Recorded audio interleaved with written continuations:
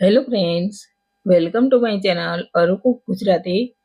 આજે હું તમારી સાથે શેર કરીશ એકદમ નવી રીતે માત્ર 10 જ મિનિટમાં શ્રાદ્ધ માટે દૂધપાકની રેસીપી.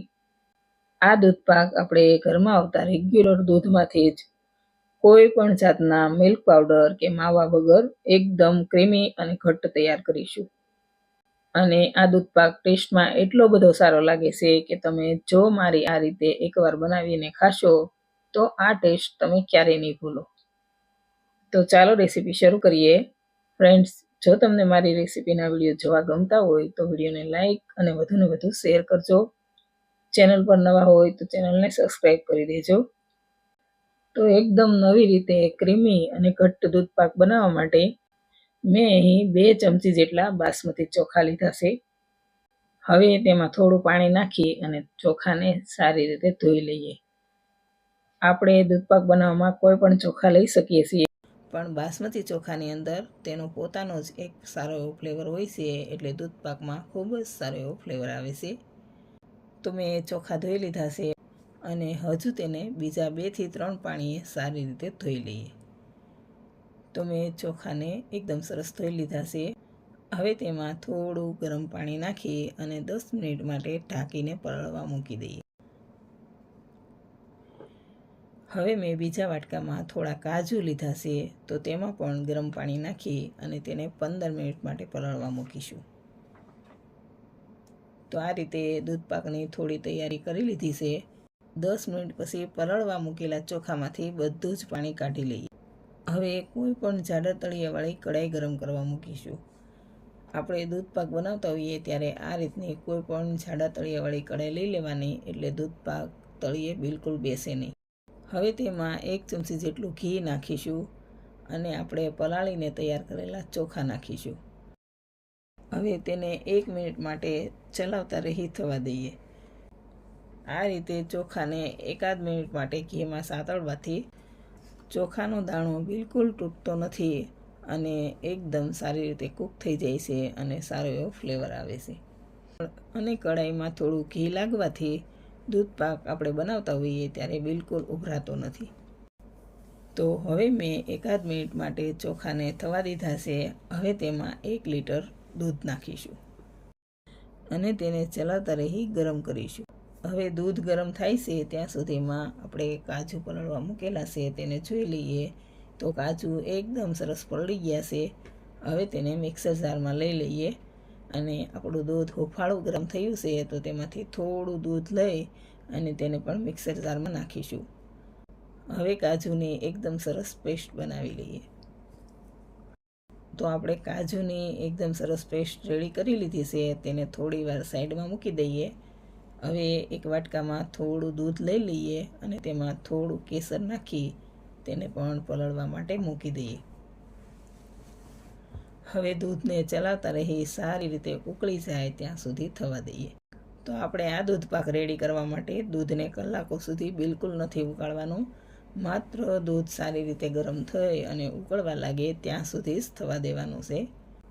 હવે દૂધ એકદમ સરસ ગરમ થઈ ગયું છે, તો તેને ઢાંકી અને ચોખા કૂક થાય ત્યાં સુધી થવા દઈએ. અહીં આપણે ગેસની ફ્લેમ સ્લો રાખવાની છે. તો આપણે સ્લો ફ્લેમ પર જ દૂધને ચોખા કૂક થાય ત્યાં સુધી થવા દેવાનું છે. દૂધ તળિયે બેસે નહીં એટલે તેને વચ્ચે વચ્ચે ચલાવતા રહીશું અને દૂધ ઉભરાય નહીં તેનું ધ્યાન રાખીશું. તો મેં વચ્ચે વચ્ચે ચલાવતા રહી સ્લો ફ્લેમ પર થવા દીધું છે. હવે જોઈ લઈએ તો ચોખા એકદમ સરસ કૂક થઈ ગયા છે. હવે તેમાં કેસરવાળું દૂધ નાખીશું. હવે 1/4 કપ ખાંડ નાખીશું. આટલી ખાંડથી દૂધપાક પરફેક્ટ મીઠો થશે, પણ તમે તમારા ટેસ્ટ પ્રમાણે ખાંડ ઓછા વધુ કરી શકો છો. હવે આપણે જે કાજુની પેસ્ટ તૈયાર કરેલી છે તેને પણ દૂધમાં એડ કરીશું. આનાથી દૂધપાક એકદમ સરસ ઘટ્ટ તૈયાર થશે. હવે મેં 1 મોટી ચમચી જેટલી ચારોલી, 1 મોટી ચમચી જેટલી બદામની કતરણ અને 1 ચમચી જેટલી પિસ્તાની કતરણ લીધી છે. તેને પણ દૂધપાકમાં એડ કરીશું અને થોડી વાર ચલાવતા રહી દૂધને સારી રીતે ઉકાળી લઈએ. પેનમાં સાઈડમાં જે મલાઈ બેસે તેને પણ આપણે અંદર લેતા રહીશું અને દૂધને ઉકાળીશું. તો આપણે દૂધ પાક બનાવવા માટે થોડી અગાઉથી તૈયારી કરી લઈએ અને ચોખાને 10 મિનિટ માટે પાણીમાં પલાળી દઈએ. તો કલાકો સુધી દૂધ ઉકાળવાની ઝંઝટ વગર માત્ર 10 જ મિનિટમાં આ દૂધ પાક રેડી થઈ જાય છે. હવે તેમાં 2 મોટી ચમચી જેટલી દૂધની ઘરની ફ્રેશ મલાઈ એડ કરીશું અને તેને સારી રીતે મિક્સ કરી લઈએ. તો આ રીતે દૂધમાં 2 ચમચી જેટલી મલાઈ એડ કરવાથી દૂધ પાક એકદમ સરસ ક્રીમી અને મલાઈદાર તૈયાર થશે અને ટેસ્ટમાં ખૂબ જ સારો તૈયાર થશે. જો તમે એકવાર આ રીતે દૂધ પાક બનાવીને ખાશો તો આ ટેસ્ટ તમે ક્યારેય નહીં ભૂલો. તો મેં મલાઈ એડ કર્યા પછી ચલાવતા રહી દૂધને 1 મિનિટ ઉકાળી લીધું છે. હવે તેમાં 1 નાની ચમચી જેટલો એલચી પાવડર અને 1 નાની ચમચી જેટલો જાયફળ પાવડર નાખીશું. હવે તેને સારી રીતે મિક્સ કરી લઈએ. હવે દૂધ પાક એકદમ રેડી છે તો ગેસ બંધ કરી દઈએ અને પેન નીચે લઈ દૂધ પાકને થોડી વાર ઠરવા દઈએ. તો હવે થોડી વાર પછી દૂધ પાક એકદમ સરસ ઠરી ગયો છે. હવે તેને સર્વિંગ બાઉલમાં લઈ લઈએ. હવે તેમાં થોડું કેસર, બદામની કતરણ અને પિસ્તાની કતરણથી તેને ગાર્નિશ કરીશું.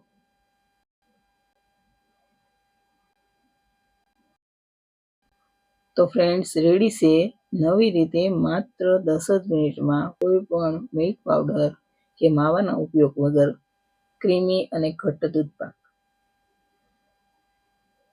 જો રેસીપી પસંદ આવી હોય તો તમે પણ આ રીતે એકવાર જરૂર ટ્રાય કરજો અને મને કમેન્ટમાં કહેજો કે તમને આ દૂધ પાક કેવો લાગ્યો. અને વિડીયો સારો લાગે તો લાઈક, શેર અને ચેનલને સબસ્ક્રાઈબ કરજો. Thank you for watching.